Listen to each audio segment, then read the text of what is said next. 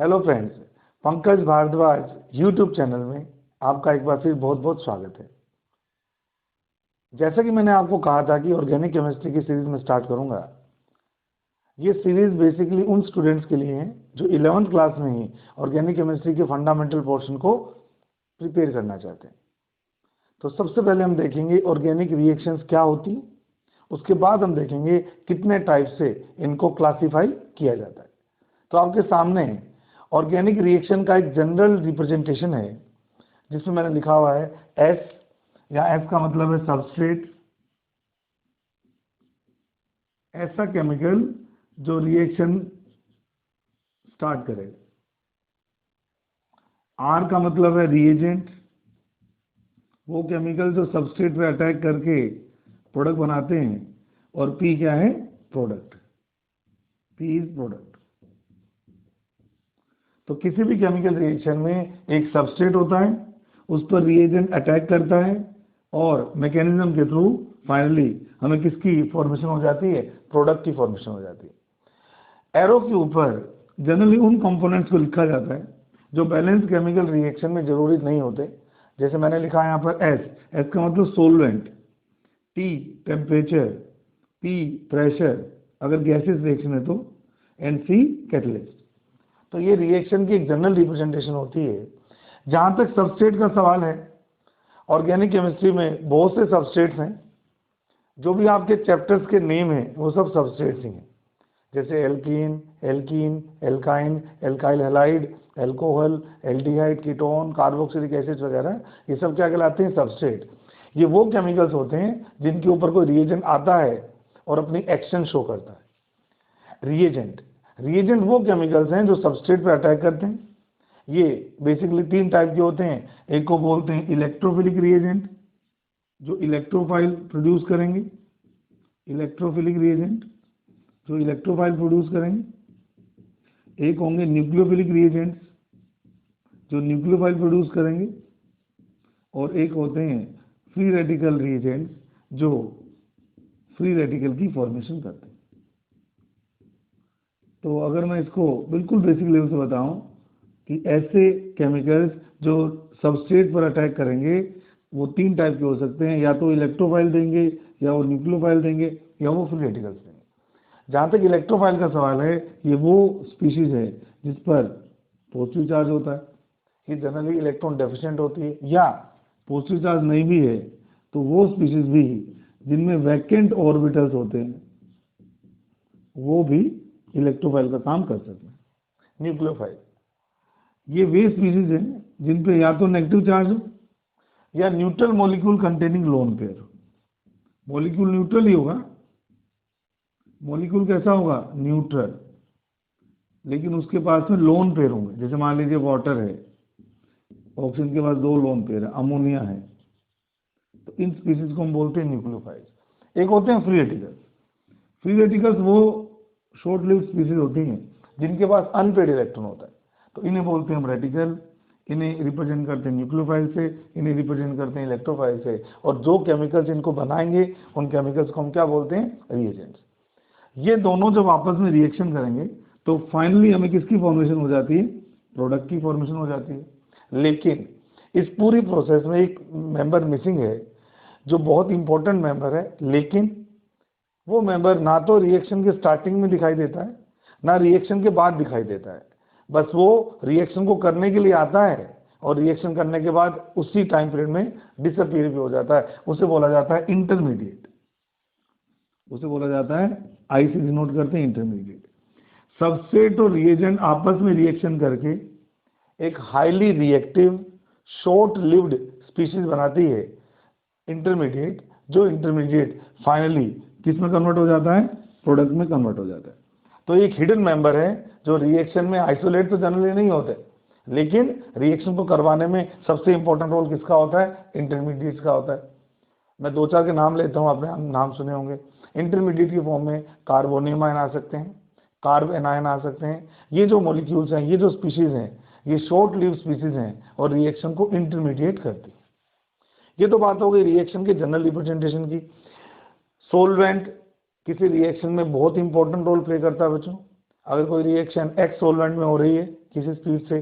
जरूरी नहीं है कि अगर मैं सॉल्वेंट को बदल दूंगा तो भी रिएक्शन उसी स्पीड से होगी। इसके अलावा रिएक्शन की कंडीशन है, उसका टेम्परेचर, गैसेस रिएक्शन का प्रेशर, और सबसे इंपॉर्टेंट उस पर्टिकुलर रिएक्शन को करवाने के लिए किस कैटलिस्ट का यूज किया है वो भी एरो के ऊपर मेंशन किया जाता है। अब हम देखेंगे केमिकल रिएक्शंस को कितने टाइप से क्लासिफाई किया गया है बच्चों।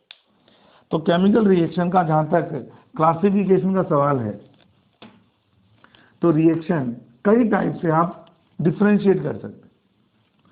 ऑर्गेनिक रिएक्शन को हम कई तरह से क्लासिफाई कर सकते हैं। तो पहला बेस लिख रहा हूं, on the basis of OTBO mechanism. Reaction की मैकेनिज्म के बेस पर ऑर्गेनिक रिएक्शन को कितने पार्ट में बांटा हुआ है, आइए देखते हैं। मैकेनिज्म के अकॉर्डिंग रिएक्शंस को बांटा हुआ है तीन पार्ट्स में। एक को बोलते हैं सब्स्टिट्यूशन रिएक्शन, फर्स्ट टाइप है सब्स्टिट्यूशन रिएक्शन। सेकंड पार्ट है एलिमिनेशन रिएक्शन, एलिमिनेशन। और थर्ड पार्ट को बोलते हैं एडिशन रिएक्शन। मैंने इसमें रीअरेंजमेंट को नहीं लिया है, वो हम अलग से पढ़ेंगे रीअरेंजमेंट। तो जो आपस में सबसे रिलेटेड हैं वो सब्स्टिट्यूशन, एलिमिनेशन, एडिशन रिएक्शंस होती। आगे इनके भी कई टाइप होते हैं। सब्स्टिट्यूशन रिएक्शंस आगे फिर तीन टाइप की होती हैं जिन्हें बोला जाता है इलेक्ट्रोफिलिक सब्स्टिट्यूशन, पहले मान लीजिए nucleophilic substitution reaction, second is electrophilic substitution reaction, and third one is free radical substitution reaction. Elimination reaction को फिर हम तीन पार्ट्स में डिवाइड करेंगे। एक को बोलते हैं E1 एलिमिनेशन, एक को बोला जाता है E2 एलिमिनेशन, और लास्ट है E1 CV mechanism, E1 CV elimination. Addition reaction फिर तीन पार्ट होते हैं। इनको भी बोला जाता है nucleophilic addition reaction NAR, electrophilic addition reaction EAR, या free radical addition reaction, free radical addition reaction.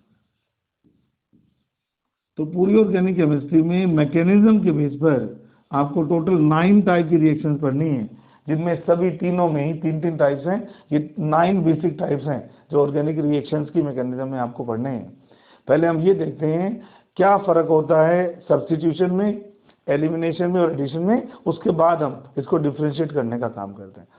बच्चों जो सब्स्टिट्यूशन रिएक्शंस होती हैं, जो सब्स्टिट्यूशन रिएक्शंस होती हैं, उन रिएक्शंस में किसी मॉलिक्यूल का एक पार्ट दूसरे पार्ट से रिप्लेस हो जाता है। एग्जाम्पल के तौर पर मान लीजिए मेरे पास एक केमिकल है AB, उसने रिएक्शन की CD के साथ में, तो ये जो B है अगर ये C के थ्रू रिप्लेस कर दिया जाए तो प्रोडक्ट क्या बन जाएगा, AC, और ये B यहाँ जुड़ जाएगा जाके और बन जाएगा BD।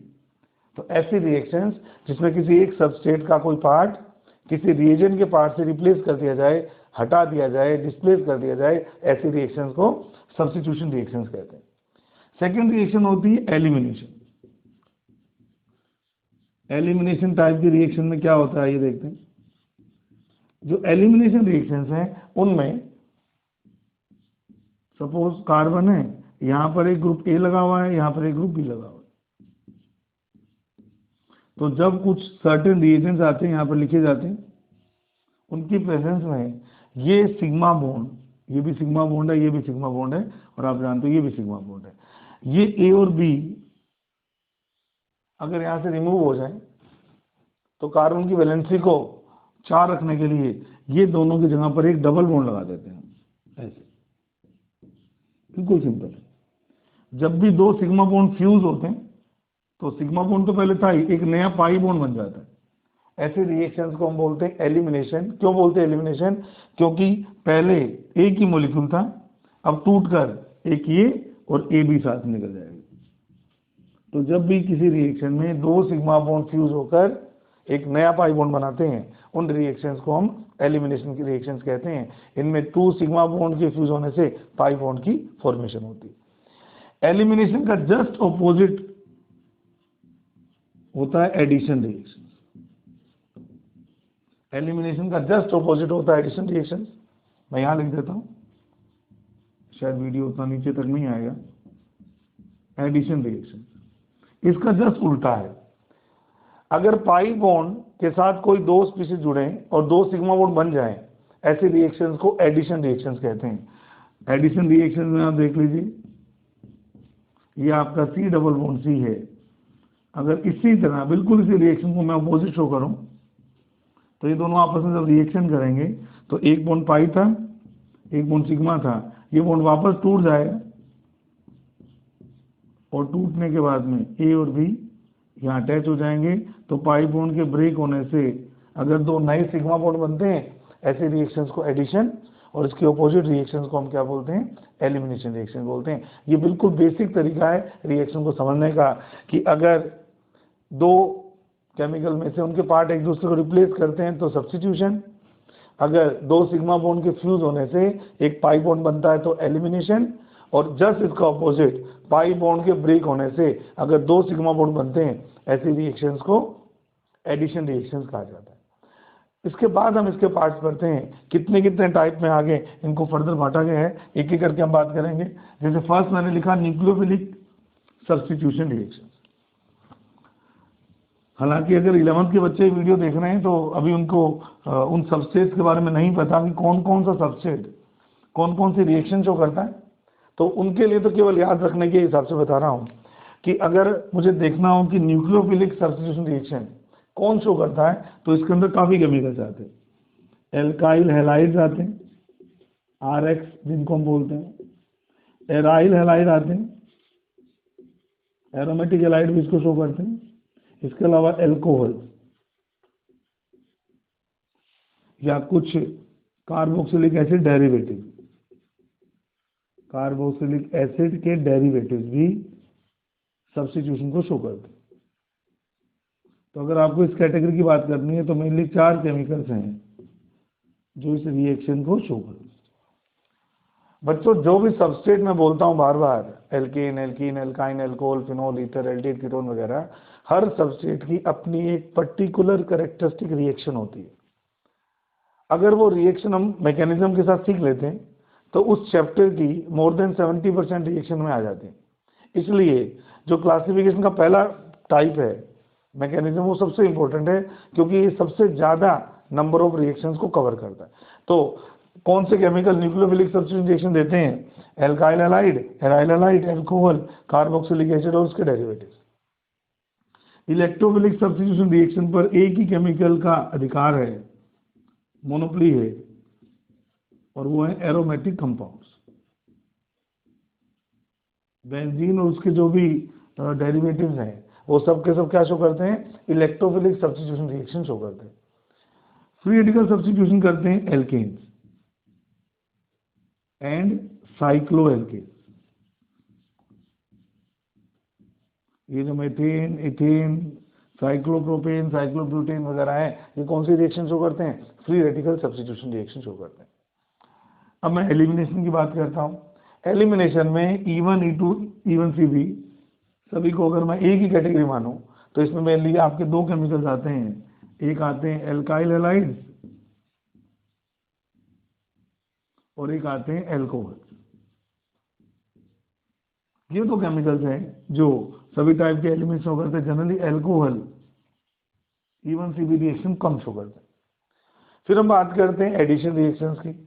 जैसे कि इलेक्ट्रोफिलिक सब्स्टिट्यूशन पर एक की मोनोपोली एरोमेटिक कंपाउंड्स की, तो मोस्टली न्यूक्लियोफिलिक एडिशन रिएक्शंस जो कंपाउंड देते हैं उनको बोलते हैं हम कार्बोनिल कंपाउंड्स।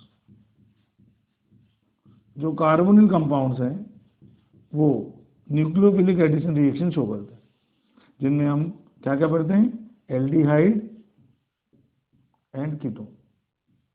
ये जो कंपाउंड्स हैं, एल्डिहाइड, कीटोन्स हैं, ये न्यूक्लियोफिलिक एडिशन रिएक्शन शो करते हैं।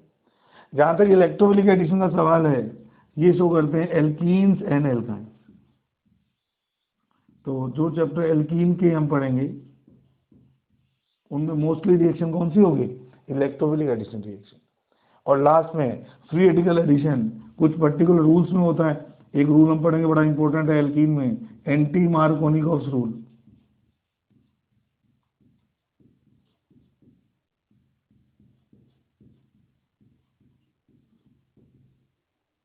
या कई बार ब्यूटाडाइंस की कुछ रिएक्शन पढ़ेंगे हम।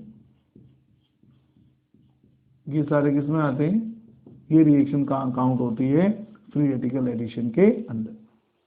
तो हर केमिकल की एक पर्टिकुलर कैरेक्टरिस्टिक रिएक्शन होती है जिस पर उसकी more than 70% chemical reaction based होती है, उन्हें उनकी कैरेक्टरिस्टिक रिएक्शन कहा जाता है। और आपके सामने जो मैंने चार्ट बनाया है ये उनकी कैरेक्टरिस्टिक रिएक्शन का चार्ट है। ऑर्गेनिक रिएक्शंस को डिफरेंशिएट करने का जो दूसरा क्राइटेरिया है वो है on the basis of intermediates. On the basis of reaction intermediates. मैं आपको पहले ही बोल चुका हूं कि इंटरमीडिएट्स वो स्पीशीज होती जो ना तो रिएक्शन के स्टार्टिंग में दिखाई देती ना रिएक्शन के एंड में होती, लेकिन रिएक्शन के बीच में बनती हैं और उसी में ही डिसअपीयर हो जाती है। यानी कि इनका जो लाइफ टाइम पीरियड होता है वो बहुत छोटा होता है। इस बेस पर टोटल कितने पार्ट रिएक्शंस के बना रखें? आइए, टोटल 6 इंटरमीडिएट्स हैं जो आपकी सभी ऑर्गेनिक रिएक्शंस को ऑलमोस्ट इंटरमीडिएट करते हैं। बच्चों कौन कौन है वो? आ जाइए। सबसे पहला इंटरमीडिएट पढ़ते हैं हम, कार्बोनियम आयन। ऐसी बहुत सी रिएक्शंस हैं जो कार्बोनियम आयन की इंटरमीडिएसी से कंप्लीट होती है। सेकंड इंटरमीडिएट है carb anion. Carb anion. Third का नाम है कार्बन फ्री रेडिकल, जिसका भी मैं जिक्र कर रहा था आपसे, कार्बन फ्री रेडिकल।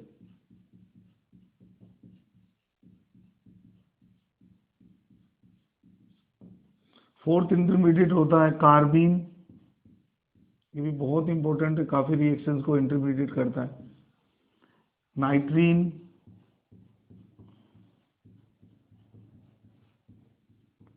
और लास्ट में आता है बेंजाइन। बेंजाइन। तो इस पेज पर भी हम ऑर्गेनिक रिएक्शंस को स्टडी कर सकते हैं कि वो ऑर्गेनिक रिएक्शन किस इंटरमीडिएट के थ्रू कंप्लीट हो रही है। जैसे मान लीजिए पहली बात करता हूं मैं कार्बोनियम आयन की, ऐसी स्पीशीज जिसमें कार्बन पॉजिटिवली चार्ज होता है उस स्पीशीज को हम बोलते हैं कार्बोनियम आयन। ये बहुत सी रिएक्शंस है जिसको इंटरमीडिएट करता है, जैसे कि एल्कीन की काफी रिएक्शन को इंटरमीडिएट करता है, एल्कोहल की काफी रिएक्शन है जिसको इंटरमीडिएट करता है। तो कार्बोनियम आयन बहुत इंपॉर्टेंट इंटरमीडिएट है। कार्बन आयन, अगर आपका कार्बन नेगेटिवली चार्ज हो विद अ लोन पेयर, इसे बोलते हैं कार्बन आयन। ये काफी रिएक्शंस के अंदर पार्टिसिपेट करता है। एक केमिकल होता है ऑर्गेनिक केमिस्ट्री में गिरनार्ड रिएजेंट, उसकी ऑलमोस्ट सारी रिएक्शंस किसकी इंटरमीडिएसी से होती हैं? कार्बन आयन की। इसका फॉर्मूला होता है RMgX। तो थोड़ा बहुत अगर आप बेसिक जानते हैं, मैग्नीशियम मेटल है और कार्बन नॉन मेटल है, तो जब इनके बीच का बॉन्ड ब्रेक होगा तो Mg इलेक्ट्रॉन लूज करेगा और कार्बन इलेक्ट्रॉन गेन करेगा, क्योंकि Mg की इलेक्ट्रॉन एक्टिविटी कम है और कार्बन की इलेक्ट्रॉन एक्टिविटी ज़्यादा है। तो ये सारी रिएक्शन कार्ब एनायन की इंटरमीडिएसी से होती है। जहाँ तक रेडिकल का सवाल है, रेडिकल में कार्बन के पास एक अनपेड इलेक्ट्रॉन होता है। ये बहुत सी रिएक्शन में इंटरमीडिएट का काम करता है, जैसे एल्केन का हेलोजिनेशन है या आपका परोक्साइड इफेक्ट है। काफ़ी रिएक्शंस में ये इंटरमीडिएट का काम करता है। कार्बीन, ये भी बहुत इंपॉर्टेंट स्पीशीज होती है। 2 टाइप की कार्बीन होती है, एक को बोलते हैं सिंगलेट कार्बीन, एक को बोलते हैं triplet carbene. Singlet and triplet. इनमें सिंगलेट वाले की जो रिएक्टिविटी होती है वो ट्रिपलेट वाले से ज़्यादा होती है जनरली।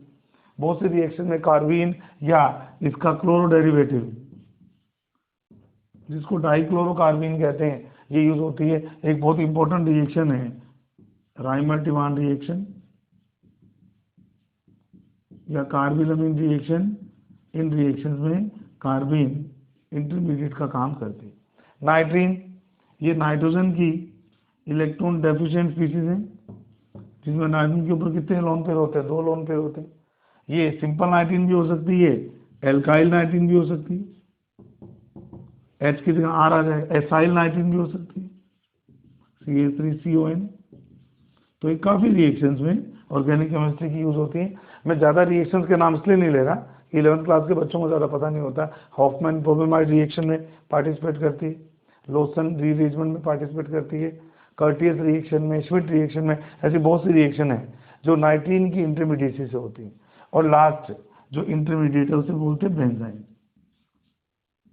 बेंजाइन इंटरमीडिएट में इस तरह की स्ट्रक्चर होती है, ये भी बहुत शॉर्ट लिव्ड स्पीशीज होती है। और एक पर्टिकुलर रिएक्शन में इसको हम यूज करते हैं, उस रिएक्शन का नाम है nucleophilic substitution elimination addition mechanism. इसको ऐसे लिखते हैं SN और ऊपर EA। तो ये न्यूक्लियोफिलिक सब्स्टिट्यूशन का एक टाइप है, न्यूक्लियोफिलिक सब्स्टिट्यूशन एलिमिनेशन एडिशन। ये उन रिएक्शन में यूज होती है जनरली क्लोरोबेंजीन जब स्ट्रॉन्ग बेस की प्रेजेंस में ट्रीट की जाती है तो बेंजाइन इंटरमीडिएट बनती है। तो जैसे कि मैंने बोला, रिएक्शन को स्टडी करने का एक ये भी क्राइटेरिया है कि उस रिएक्शन में कौन सा इंटरमीडिएट फॉर्म हो रहा है। उस बेस पर 6 टाइप के इंटरमीडिएट हैं और इनके बेस पर इनकी मैकेनिज्म एक जैसी चलती है। ऑर्गेनिक रिएक्शंस को डिफरेंशिएट करने का एक और बड़ा बेसिक सा तरीका है, वो होता है इलेक्ट्रॉन्स के एक्सचेंज के बेस पर। अगर ऑर्गेनिक रिएक्शंस को मैं इलेक्ट्रॉन्स के एक्सचेंज के बेस पर डिफरेंशिएट करता हूं तो 2 टाइप की रिएक्शंस होती।